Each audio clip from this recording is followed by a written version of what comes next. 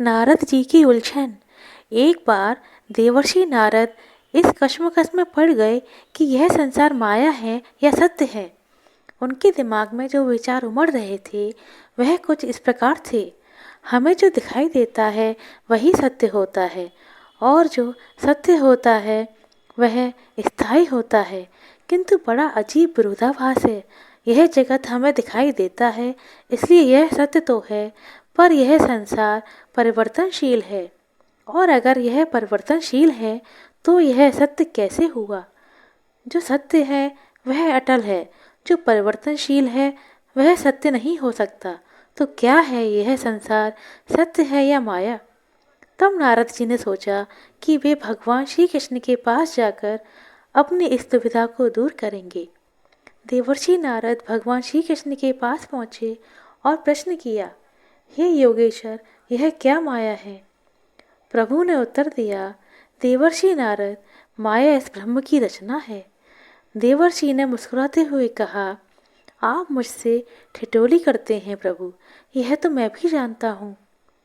भगवान श्री कृष्ण ने रहस्यमय नजरों से नारद जी को देखकर कहा, आओ थोड़ा बाहर घुमाते हैं। देवर्षि नारद और भगवान कृष्ण घूमने निकले। भगवान तेज चाल में चल रहे थे और देवर्षि नारद उनके पीछे पीछे चल रहे थे। पृथ्वी का चक्कर लगाते लगाते देवर्षि थक गए और भगवान से प्रार्थना करने लगे, हे प्रभु, अब रुक जाइए, मैं बहुत थक गया हूँ। किंतु भगवान अपनी मस्ती में चले जा रहे थे और देवर्षि से मजे लेते हुए बोले, इतनी जल्दी थक गए देवर्षि, आप तो तीनों लोकों में भ्रमण करते हैं, आपको कैसी थकान? आखिरकार एक रेगिस्तान में पहुंचकर दोनों बैठ गए। देवर्षि ने हाँफते हुए पूछा, अब तो मेरी शंका का समाधान कर दीजिए प्रभु, बताइए क्या है यह संसार, सत्य है या कोई माया है? प्रभु ने कुछ भाव खाते हुए कहा, प्यास लगी है, पहले इस मरुस्थल में कहीं से थोड़ा जल तो पिला दो, फिर मैं समझा दूंगा सारा रहस्य। देवर्षि नारद को शंका हुई, बड़ी लीलाधर हो प्रभु, मैं जल लेने जाऊं और आप कहीं भाग तो नहीं जाओगे? प्रभु ने रहस्यमय मुस्कान के साथ कहा, मैं तो यहीं बैठा रहूंगा, कहीं आप भटक मत जाना। देवर्षि नारद जल की तलाश में निकल गए और दूर कहीं उन्हें कुछ महिलाएं एक कुएं से पानी भरती नजर आईं। वे वहां पहुंचे और पीने के लिए पानी मांगा। एक अति सुंदर कन्या ने उन्हें जल पिलाया। नारद जी उस कन्या के रूप पर मोहित हो गए और ऐसा मोहित हुए कि भगवान को भी और भगवान के लिए जल ले जाना भूल गए और चल पड़े सुंदरी के पीछे पीछे। यह कन्या एक राजकुमारी थी। जैसे ही कन्या के पिता को पता चला कि देवर्षि नारद उनके राज्य में पधारे हैं, वे तुरंत आदर सम्मान के साथ उन्हें अपने महल में ले आए और खूब आव भगत की। और बाद में जब उनके आने का कारण पूछा तो देवर्षि ने राजकुमारी के साथ विवाह की इच्छा प्रकट की। राजा ने इस प्रस्ताव का स्वागत करते हुए कहा, यह मेरे लिए सौभाग्य की बात होगी कि आप जैसा दामाद मुझे मिलेगा। मैं खुशी खुशी आपको अपनी पुत्री सौंपता हूँ। बस मेरी एक शर्त है। नारद जी ने पूछा, वह क्या? तो राजा ने कहा, आप हमेशा भ्रमण करते रहते हैं, मेरी बेटी आपके साथ कहाँ कहाँ घूमेगी। मेरी इच्छा है कि आप विवाह के बाद यहीं महल में रहें। देवर्षि नारद ने उनका यह प्रस्ताव सहर्ष स्वीकार कर लिया।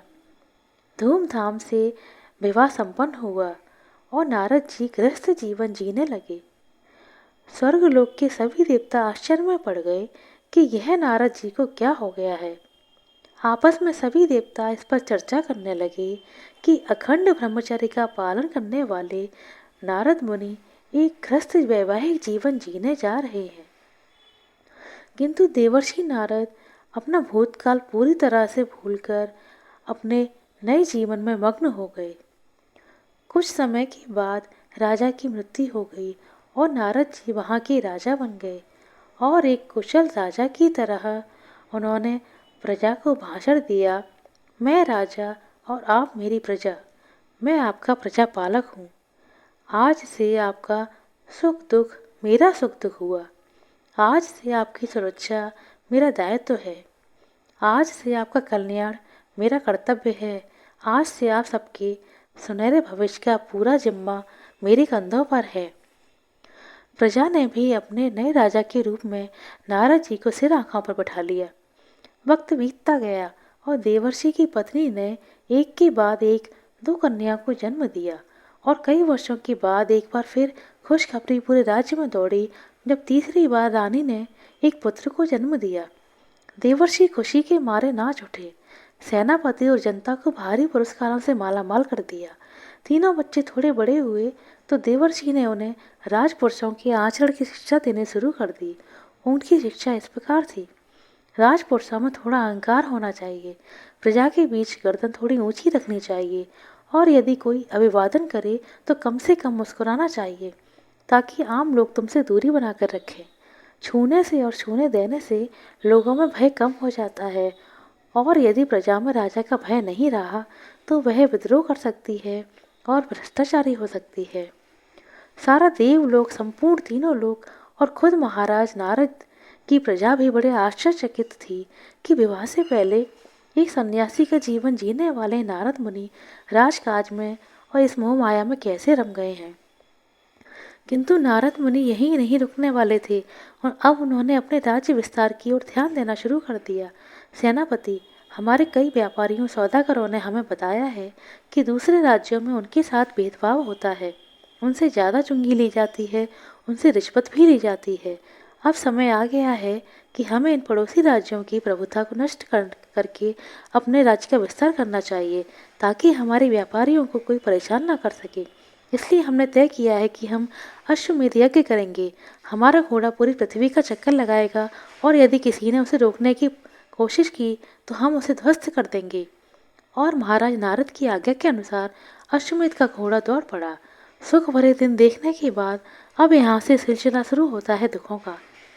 एक दिन महाराज नारद नर्तकियों के नृत्य का आनंद ले रहे थे कि अचानक उनका एक सिपाही घबराया हुआ दौड़ता हुआ आकर महाराज को सूचना देता है, महाराज सावधान, पड़ोसी देश के राजा ने हमारे राज्य पर आक्रमण कर दिया है। उसने न सिर्फ हमारे अश्वमेध के घोड़े को पकड़ लिया है बल्कि वह कत्लेआम मचाता हुआ हमारी सीमाओं की तरफ बढ़ रहा है। अगर उसे समय से नहीं रोका गया तो वह हमारे राज्य में भयंकर तबाही मचा देगा।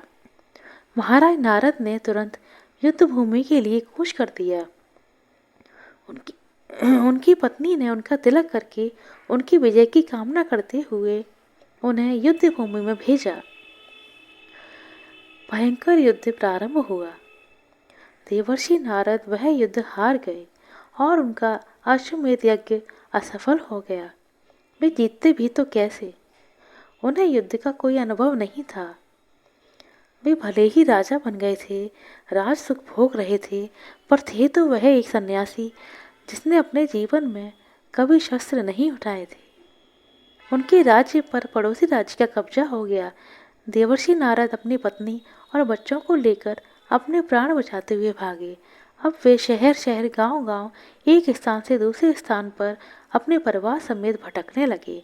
उनकी पत्नी और बच्चे भूख और प्यास से व्याकुल होने लगे। उन्होंने घर घर में भीख मांगनी शुरू कर दी ताकि कैसे भी उनके तीनों बच्चों का पेट भरा जा सके। किंतु राजद्रोह के डर से किसी ने भी उन्हें भीख नहीं दी। हर कोई उनके मुंह पर दरवाजा पटक कर बंद कर देता। यह वही प्रजा थी जिसके कल तक वह राजा थे। नतीजा, वह अपने पत्नी और बच्चों को लेकर नदी पार कर दूसरे राज्य में जाकर भीख मांगने की सोचने लगे। पत्नी के पास तन ढकने लायक जो कपड़े बचे थे वे भी फटने शुरू हो गए और बच्चे नंग धड़ंग भूख से बिलख रहे थे। नारद जी ने खुद ही नाव चलाई और अपने परिवार को लेकर जल्द से जल्द दूसरे शहर पहुंच जाना चाहते थे ताकि भीख मांगकर जल्द से जल्द अपने भूखे बच्चों का पेट भर सके। किंतु बेचारे नारद जी को नाव भी चलाने नहीं आती थी, इसलिए बीच नदी में पहुंचकर वह नाव उलट गई। नारद जी ने अपनी डूबती पत्नी और बच्चों को बचाने की बहुत कोशिश की, लेकिन वह किसी को नहीं बचा पाए। उनका पूरा परिवार डूबकर मर गया और वह बेचारे एक कोने में बैठकर रोते रोते जोर से विलाप करते रहे, हे ईश्वर, यह मुझे कौन से अपराधों का दंड मिल रहा है? अरे कोई मेरी पत्नी को बचाओ, कोई मेरे बच्चों को बचाओ। वे रोते जा रहे थे, चिल्लाते जा रहे थे, भगवान भगवान भगवान। अचानक उनके कानों में एक आवाज़ गूंजी, क्या हुआ देवर्षि, क्यों चिल्ला रहे हो, क्यों मुझे पुकार रहे हो? मैं तो यहीं बैठा हूँ तुम्हारे पास। नारद जी को होश आया और देखा कि वह भगवान श्री कृष्ण के साथ अभी इस रेगिस्तान में बैठे हैं जहाँ से उन्हें पानी लाने के लिए कहा गया था। भगवान ने कहा, मुझे क्यों पुकार रहे हो देवऋषि? मैं तो यहीं बैठा हुआ हूँ, पर आपको पानी लाने के लिए भेजा था। मुझे बहुत प्यास लगी है, पानी कहाँ है? नारद का शरीर पसीने से तरबतर हो गया और उनकी स्थिति ऐसी हो गई थी जैसे नींद से जागे हो। उन्होंने पूछा, मैं कहाँ हूँ प्रभु? तुम पानी लेने गए थे, लेकिन पानी कहाँ है? मैं पिछले 1 घंटे से तुम्हारी प्रतीक्षा कर रहा हूँ। अब नारद जी फिर से चौंके। 1 घंटा? धन्यवाद, यह सब 1 घंटे में घटित हो गया। 1 घंटे में मैंने सारा जीवन देख लिया। भगवान मुस्कुराकर बोले, बात समझ में आई देवऋषि। बस यही माया है, वह अनिर्वचनीय है, वह शब्दों से नहीं अनुभव से समझ में आती है। यह संसार भी उसी सपने की तरह है देवऋषि जो आपने देखा है, जो सत्य को झूठ के आवरण में छुपाकर इस संसार को ही सत्य समझ लेती है। यही माया है।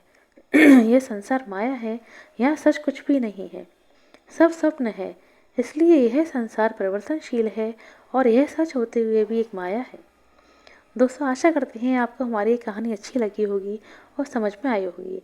यदि आपको हमारी कहानी अच्छी लगी हो तो कृपया लाइक करें, शेयर करें और चैनल पर नए हैं तो हमारे चैनल को सब्सक्राइब करें। धन्यवाद दोस्तों। जय श्री राम।